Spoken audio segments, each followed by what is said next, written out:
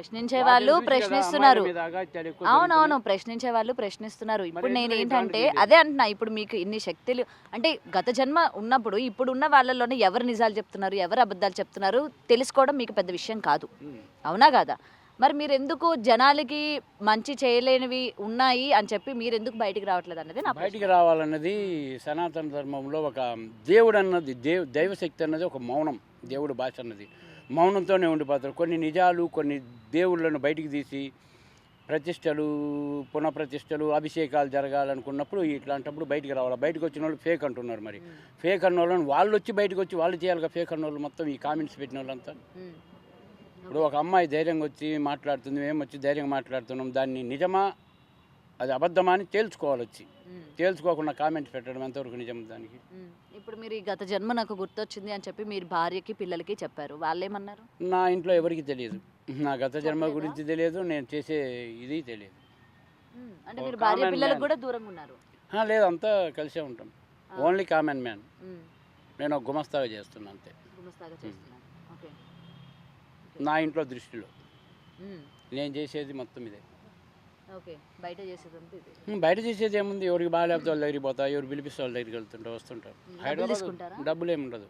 14 సంవత్సరాలు గుడి ఉండి లేదు, ఒక రూపాయి ఎవరు ఎన్ని జాతరలు తిరిగినా కానీ. మనం మీరు చూశారు కదా, ఆ జాతరలు నెలలో 3-4 సార్లు తిరుగుతాయి, ఒక రూపాయి కూడా వేరు. వీళ్ళు స్వయంగా వచ్చి కూర్చున్నారు. మీ మీడియా వాళ్ళు ఏం చేశారు? బయట దొంగలీళ్ళు బయటపడ్డాయి, బయట చిప్పు దొబ్బిందా, తర్వాత నాగరాణి కోసం క్యూ కడుతున్న జనాలు, పోటెత్తుతున్న జనాలు అలా పెడుతున్నారు కదా హెడ్లైన్స్. ఒకటి తీస్తున్నావు. ఇప్పుడు మీరు ఎన్ని పెడతారో మరి. మిమ్మల్ని అడిగామనుకో, మాది కాదు పిఆర్ఓ అదంతా, వాళ్ళు పెడతారు, వాళ్ళు సెలెక్ట్ చేస్తారంటారు. మరి అంటే ఇప్పుడు జనాలు సరే, జనాలు మరి అలా అనుకుంటున్న వాళ్ళకి ఏం చెప్తారు? ఇప్పుడు నేనే ఉన్నానండి, నేను గత జన్మల్ని నమ్మనండి, ఇప్పుడు ఉన్న జన్మకే దిక్కు లేదు, గత జన్మని నేను ఎందుకు నమ్ముతాను అని అంటాను. నమ్మమని మిమ్మల్ని ప్రోత్సహించట్లేదు. నమ్మే వాళ్ళకి మరి నమ్మేటట్టు చేయాలి కదా మీరు. ఇప్పుడు ఈ అమ్మాయి చెప్పిన దానికి, ఈ అమ్మాయి తీయాల విగ్రహాలు అన్న దానికి, ఈ అమ్మాయి ప్రియుడు వస్తాడు ఖచ్చితంగా నేను తీసుకొస్తానన్న దానికి నిదర్శనం ఒకటి జరిగింది కదా. రెండోది ఎందుకు జరగదని అనుకోవాలి మీరు? నేను ఇప్పుడు మీరే ప్రియుడు అన్నదానికి ఆధారం ఏంటని అడుగుతా. ఆధారం ఇస్తానంటుంది కదా. ఏది ఇవ్వండి, నాకు ఆధారం ఇవ్వండి. మీరే తన ప్రియుడు, ఎందుకంటే తన ఏజ్కి మీ ఏజ్కి ఇప్పుడు తన ప్రియుడు అంటే ఎలా ఉంటుంది? నేను అడగట్లేదే. ఇప్పుడు మీరిద్దరు కలవడానికి సంకల్పం ఏంటి? ఇప్పుడు మీరు కలవడానికి సంకల్పం ఏంటి? సంకల్పం ఏంటంటే ఆ విగ్రహాలు బయటికి తీయాలా, ఆ విగ్రహాలు పునఃప్రతిష్ఠ అభిషేకాలు జరగాల, అనంత పద్మనాభ స్వామి ఆరోగతి తలుపు తెరవాల. ఆ రోజు ఆమె అదే విషయం చెప్పారు. అనంత పద్మనాభ స్వామి దేవాలయం గుడి తెరవాలి అని అంటే ఎంతో మందికి సాధ్యం కాలేదు, మీ వల్ల సాధ్యమవుతుంది అంటారు. కనీసం గుడి దగ్గరికి సాధ్యమైద్దో లేదో మమ్మల్ని వెళ్ళి తీసుకెళ్ళాలి, నిలబెడితేనే కదా తెలుస్తుంది. మిమ్మల్ని ఒకరు తీసుకెళ్లడం ఎందుకు? ఇప్పుడు పెద్ద ఛానళ్ళు ఉన్నాయి, ఈటీవీ మా టీవీ ఛానళ్ళు. వాళ్ళ ముందు మీరు చిన్నోళ్ళు, వాళ్ళు పెద్దోళ్ళు మిమ్మల్ని రాణిస్తారా? మీలో ఉన్నంత కూడా వాళ్ళలో ఉండదు కొందరిలో. అసలు ఫస్ట్లో ఇచ్చిన ఇంటర్వ్యూలోనూ ఈ అమ్మాయి నన్ను చూపించింది, ఇతను నేనే తీసేది ఉన్నప్పుడే మీరు గమనించాలి మీడియా. మరి మీడియా మీరు గమనించలేకపోయారు దేనికని? మేము అంత శ్రద్ధ పెట్టాలి కదా. మరి మీరు అడిగినట్టే మేము అడగొచ్చుగా. ఇప్పుడు అనంత పద్మనాభ స్వామి టెంపుల్ తెరిస్తే ఎంత ప్రకృతి వైపరీత్యాలు జరుగుతాయో అందరికీ తెలుసు. మరి దాని తర్వాత అటు నుంచి ఏవైనా వస్తే దాన్ని మీరు ఆపగలరా? ఆపగలం. మరి ఇప్పుడు జరుగుతున్న వాటిని ఎందుకు జరుగుతున్నాయి, ఆపుతున్నామే. కొన్ని ప్రయత్నాలు జరుగుతున్నాయంటే అక్కడ ఉన్న పద్మనాభ స్వామి, అనంత పద్మనాభ స్వామి టెంపుల్లో ఉన్న సంపద బీద ప్రజలకు, బీద పిల్లలకు కళ్యాణము ఇట్లాంటి చేయడానికి మొన్న ఒక తలుపులు తెరిచారు కదండి, మరి అది తెరిచిన తర్వాత వాడలేదు కదండి, అక్కడే ఉన్నాయి. అవి ముట్టుకోవడానికే లేదు. మరి సంపద ఉందని నమ్ముతారా? ఆరోగదిలోని వీటన్నిటికంటే ఎక్కువ ఉందని నేను నమ్ముతున్నాను. కానీ అది తెరిస్తే వైపరీత్యం జరుగుతుంది, తెరవబోతేనే ప్రళయం వస్తుంది. ఫస్ట్ మీడియాతో తెలిపినప్పుడు, ఫస్ట్ మీడియాలో మేము మాట్లాడినప్పుడు మా టెంపుల్లో తెరవబోతే విమాన ప్రమాదము, బస్సు ప్రమాదము, రైలు ప్రమాదం జరుగుతుంది, ప్రళయం వస్తుంది, మొత్తం నీటితో మునిగిపోతుందన్న చెప్పిన వారానికి 10 రోజులకు వచ్చింది. మరి విజయవాడ మునిగిపోయింది. దాన్ని ఆపగలిగారా? ఎప్పుడు వస్తుంది, వర్షాకాలం వస్తుంది, అల్పపీడనం పడుతుంది, వాయుగుండం పడుతుంది అనే మాటే ఉంది, రైలు పడకపోతాయి అనే మాటే ఉంది. కానీ ఏమన్నా మాటలు తేడాలు ఉన్నాయి మీడియాలో? చెప్పండి మరి. ఓకే, ఇవన్నీ కూడా మీరు చెప్పినట్టే జరుగుతున్నాయి అనుకోవచ్చు అయితే? జరుగుతున్నాయి. ఇప్పుడు ఈ నాగబంధం వచ్చేసి అనంత పద్మనాభ స్వామి కేరళకు సంబంధించిన నాగబంధం చైనీయులు వేశారు. అందుకే చైనీయుల నుంచే కరోనా పుడుతుంది. కరోనా పుట్టింది, పోయినరు, మళ్ళీ ఇప్పుడు వైరస్ పుట్టింది. వైరస్ కూడా వచ్చేది కూడా వారం క్రితమే చెప్పాము. మరి చెప్పామో లేదు వీళ్ళ అమ్మగారిని అడగండి, మరి నా ఎమ్మటి ఉన్న వాళ్ళని అడగండి. మరి ఈ వాళ్ళు వైరస్ వల్ల ఇప్పుడు గతంలో వచ్చినంత ప్రాణాపాయం ఏమైనా వచ్చే ఛాన్సెస్ ఉన్నాయంటారా? ఎందుకు లేవు మరి ఆ వైరస్ ఆపడానికి మేము చేసే ప్రయత్నానికి మీ సంకల్పం మొత్తం మీరు తోడుంటే ఆహారం మొత్తం మానేసి ధ్యానంలో కూర్చుంటాం. మాకు తోడుగా మీ మీడియా మొత్తం మీరు ఉంటారా? నిజంగానే మరి అంటే మీరు ఏం చేస్తారు అంటే జనాల్ని కాపాడతారా? ధ్యానం చేస్తే కాపాడవచ్చు. మంత్రశక్తి కంటే ధ్యాన శక్తి గొప్పది. అసలు ధ్యానం అంటే ఏంటండి? ప్రతి ఒక్కరు ధ్యానం చేస్తాము, మేము తపస్సులు చేస్తాము, నిరాహార దీక్ష చేస్తాము అంటారు. తపస్సే ధ్యానం అంటే. నిరాహార దీక్ష అంటే ఆహారం భుజించకుండానే గాలిని భుజిస్తూ గాలిని ఆహారంగా తీసుకుంటూ చేసేదాన్నే ధ్యానం అంటారు.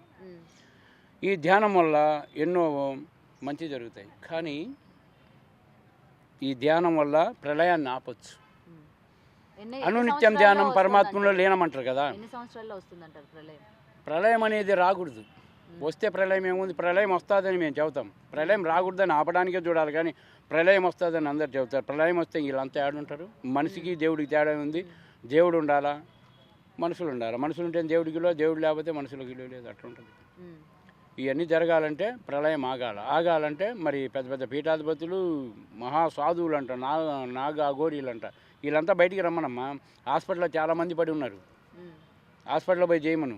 అందరూ వచ్చి మీరు కూడా ఇప్పుడు ఆయనకి గుండె నొప్పి వస్తుందంటే మీరు కూడా ఒక ఏదో చేసి పోగొట్టేశారు కదా, మరి మీరు కూడా హాస్పిటల్స్కి వెళ్ళండి. మరి హాస్పిటల్కి నాకు దొరికిన వాళ్ళందరికీ చేస్తూనే ఉంటాను నేను. 24 ఇక్కడ హాస్పిటల్కి వెళ్ళండి. ఎప్పటి నుంచో నయం అవ్వలేని వాళ్ళు ఉన్నారు, వాళ్ళకి కూడా చేయండి. మీ చికిత్సను చూపిస్తే అక్కడ చూపిస్తుంటాను నేను. చూపించాల్సిన అవసరం ఏముంది? ఇన్ని గవర్నమెంట్ హాస్పిటల్స్ ఉన్నారు, డబ్బులు కట్టుకోలేని పేద ప్రజలు ఉన్నారు, మరి వాళ్ళ దగ్గరికి పోయి వాళ్ళకి సాయం చేయాలి. నేను అదే అంటున్నా, నా ఏరియాలో నేను చేస్తున్నా. మీ ఏరియాలో నాగసాధువులు అఘోరాలు బయటకు వస్తున్నారు రోజు. ప్రతి ఒక్కరికి మీరు ఇంటర్వ్యూలు చేస్తున్నారు. మరి వాళ్ళని తీసుకుపోయి అక్కడ నిలబెట్టండి.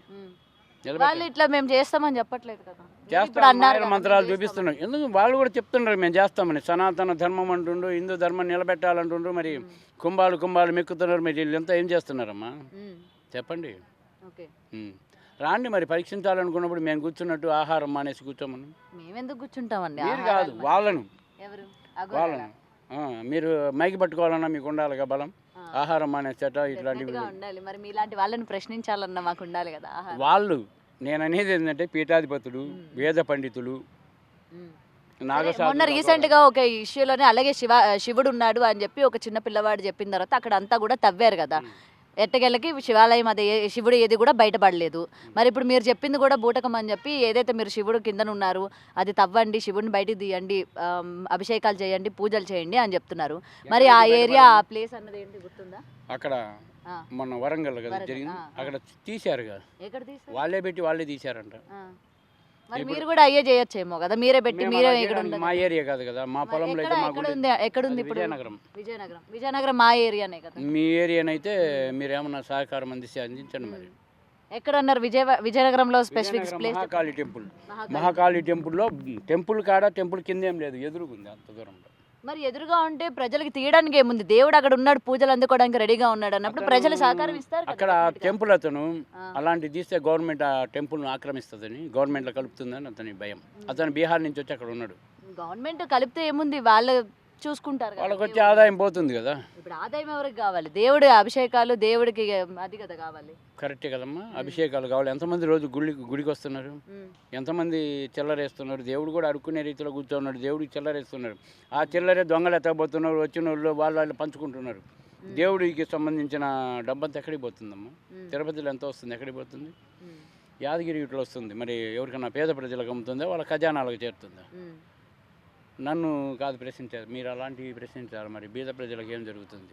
మేము అవి కూడా ప్రశ్నిస్తాము. ఇప్పుడు మీరు ఏంటంటే చెప్తున్నారు కదా అని మిమ్మల్ని కూడా అడిగే ప్రయత్నం చేస్తున్నాము. మా ప్రయత్నం ఏంటంటే మేము చేయాలనుకున్నది దేవుని బయటికి చేయాలా, పద్మనాభ స్వామి టెంపుల్ గుడి కొట్టాలా.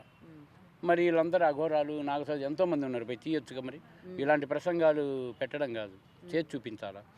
సరే మమ్మల్ని తీసుకుపోమను, తీయలేదనుకో అక్కడే ముంచేసేయమను మమ్మల్ని. ఇప్పుడు అవి ఓపెన్ చేసిన తర్వాత మీరు ఏదైతే ఈ జన్మలో పుట్టారో సార్థకం అయిపోయినట్టేనా? మీ పని అయిపోయినట్టే. మళ్ళీ మీరు ఎప్పుడు కూడా భవితను కలవరా? కలవను. నాకేం పని అమ్మాయితో? కలవరు. ఆ అమ్మాయి డ్రీమ్ ఆ అమ్మాయి తీసుకుంటుంది. ఏం నీ డ్రీమ్ ఏముంది? ఇప్పుడైతే ఏం లేదు.